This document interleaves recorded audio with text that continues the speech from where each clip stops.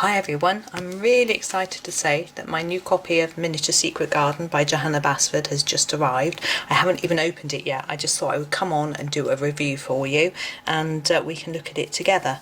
Now, the first thing I thought I would do was show you the size. This is Secret Garden underneath.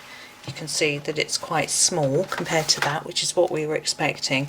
And I'll just measure it as well. So that's 6 inches by 6 inches, or in centimetres it is 15 centimetres by 15 centimetres. As you can see, it's quite a bit smaller, but we'll have a look inside and see what's going on in there. Just put that copy away.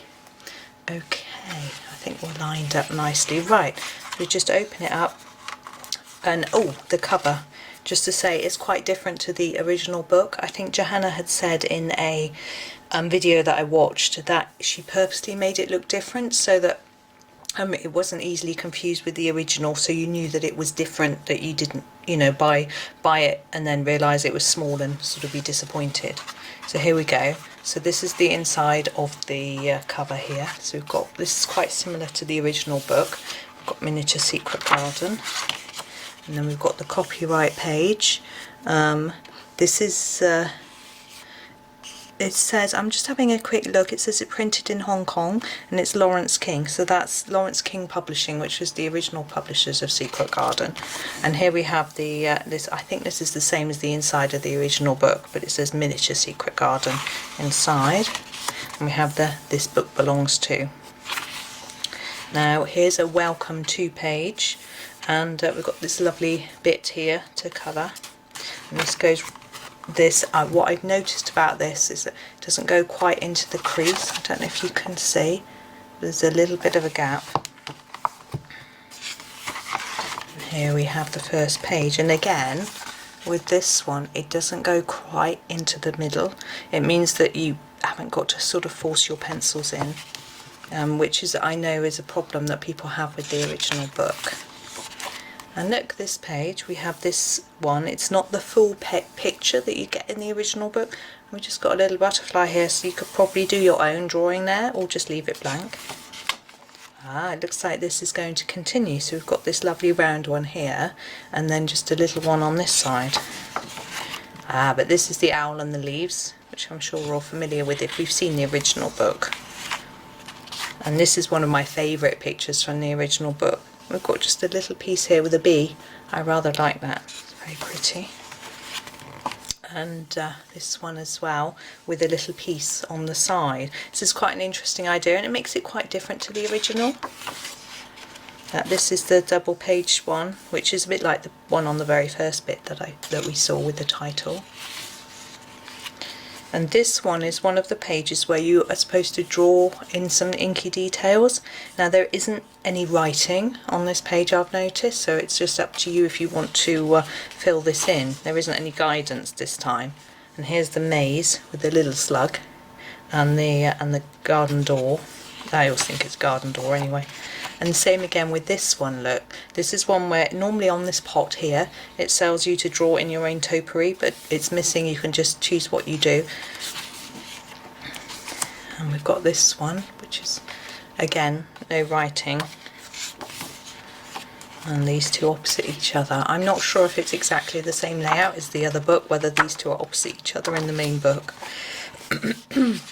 But obviously these double page spreads are normally opposite each other. I've got the owl tree. No, that's not the owl tree, that's the bird tree and all the bugs. But this is slightly smaller. Some of these bugs at the top are cut in half, where it's not quite the whole page. I think I've realised that it would be too small if they shrunk it. Then we've got this very pretty one that I always enjoy doing, with one on its own just there. And the wishing well, with just a little piece, as sort of a bit of, it looks like a bit of this, but it's not quite exactly. I think it's that bit there.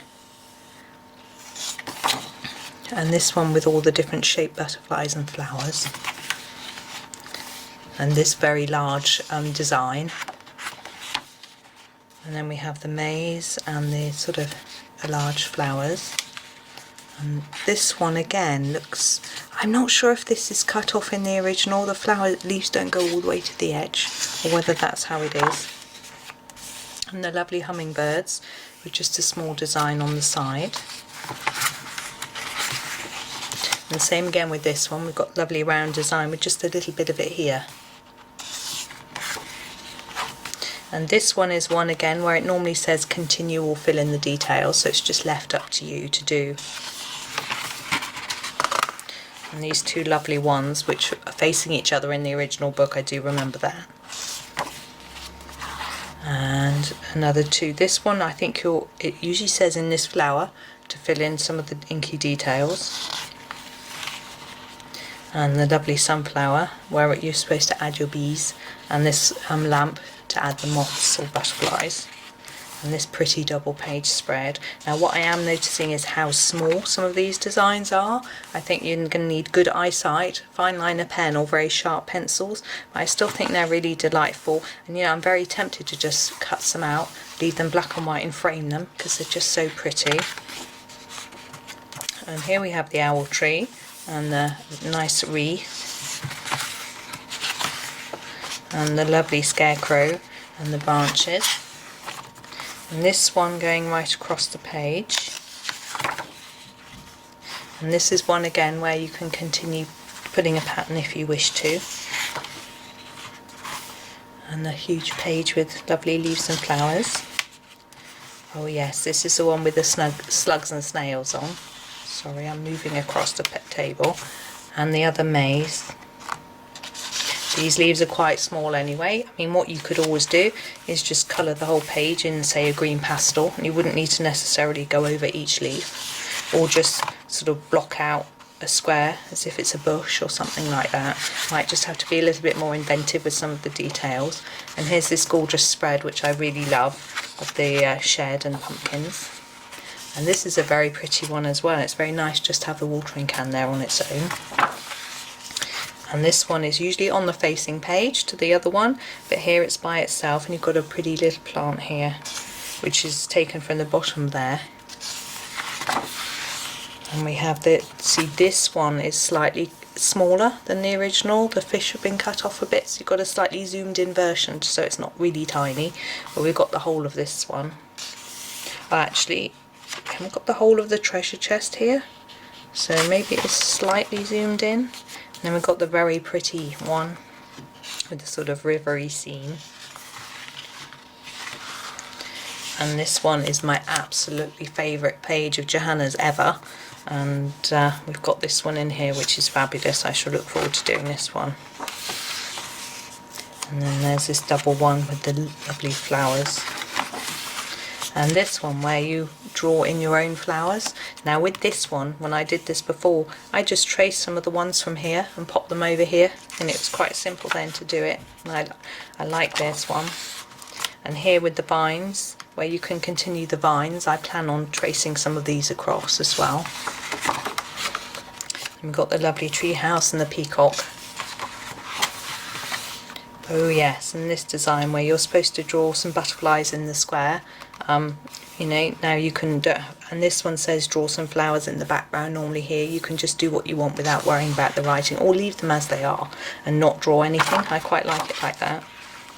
Oh, this is an interesting one. So we have this lovely round one, but we've got quite a big piece taken from here with some of the flower and leaf designs, which is rather pretty. And the heart, there's always a heart, isn't there, from Johanna, with a tiny cute little butterfly there. Ah, and here we have Johanna's additional drawings that she's popped in. This is what I was really looking forward to seeing, and isn't this very interesting? So she's done two kettles which are the same, but this one's got all sorts of details drawn in, and this one's empty. So you can fill it in with whatever you like. How very interesting. And here we've got a brand new design as well. So we've got a lovely square with all sorts of pretty flowers in, and a floral design on this side to do too. So she's left these right to the back, so that's great fun. And then on the back there's a little bit about Johanna there, the other half of the design that was at the front. And when we open up here, we've got some more of this lovely picture, and we've got a lovely spider and a little mouse. And there we go. And there's the back of the book. So a very sweet little book, I think. Very cute, great for popping in your handbag, in your desk drawer, you know, in your rucksack or whatever, to take around with you. So I hope you enjoyed that, and it helped you to decide whether you're going to buy it or not. Thank you.